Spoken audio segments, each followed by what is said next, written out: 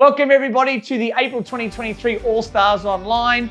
You're here with your presenter, Brent Williams. And of course, tonight's All-Stars Online is about my very first book called The World at Your Feet. So there are 7 keys that form the 7 chapters of The World at Your Feet. This was developed originally from a friend of mine named Mark Johnson, who was a sales expert. And it was a formula he came up with sales that I thought is such a reflection of a formula to life. And I developed this formula to what is now the 7 keys to success. And I've got to say this, if you had to distill all of the teachings at our Empower You weekends, our All-Stars Onlines, our camps, so on and so forth, essentially it's these 7 keys. And these 7 keys are approached in a multitude of ways at all the live events that I run. But if you really understand these 7 keys, that's all you're ever going to need for life. So let's unpack them. So what is key number 1? Key number 1. The first chapter, key number 1, is called Stepping Up to the Plate. Now, with baseball, the first thing you need to do as a batter is you need to step up to the plate. Now, the story that is so famous at Empower You is, of course, the story of 2 brothers born only 11 months apart. Shortly after they were born, their father lost his job and found it very hard to get re-employment. And as a result of his frustrations of not being able to get a job, he turned to alcohol as an outlet to kind of deal with his frustrations. And unfortunately for the family, over the coming months, this father became a full-blown alcoholic. And there were many times he would come home at night in a drunken rage, and he would take out his frustrations on the boy's mother, and he would beat her. Now, the 2 boys, this was their childhood, this was their upbringing. When the boys were old enough and big enough, they would stand in the way of their mother to protect her, and they would take the beatings from their dad.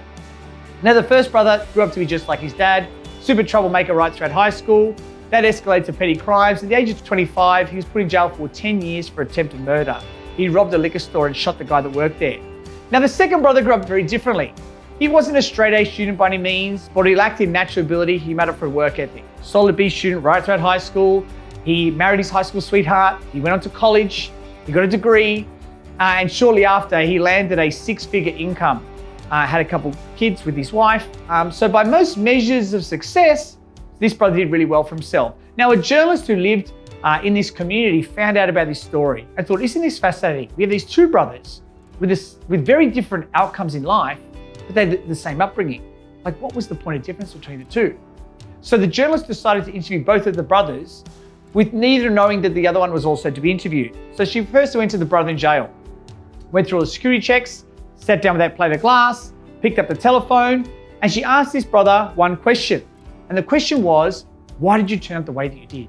This brother's answer was immediate. He slammed his fist on the table and he said, how could I turn out any differently with a father like that? Now, I'm sure you can understand why this brother might have had that kind of answer.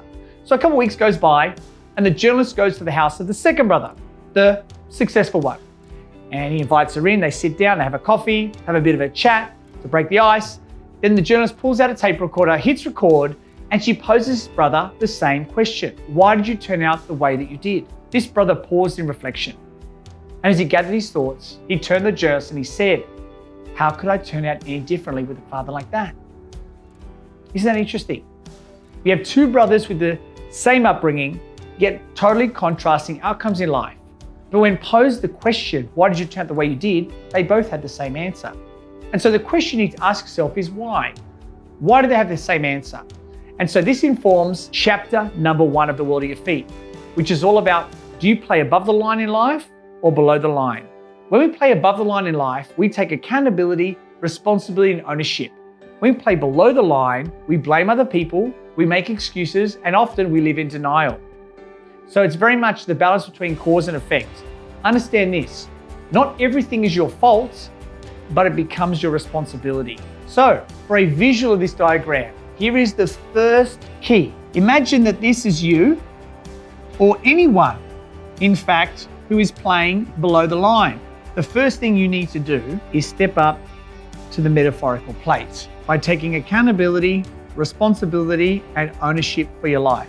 Without doing this first step, the other 6 steps are not going to work for you.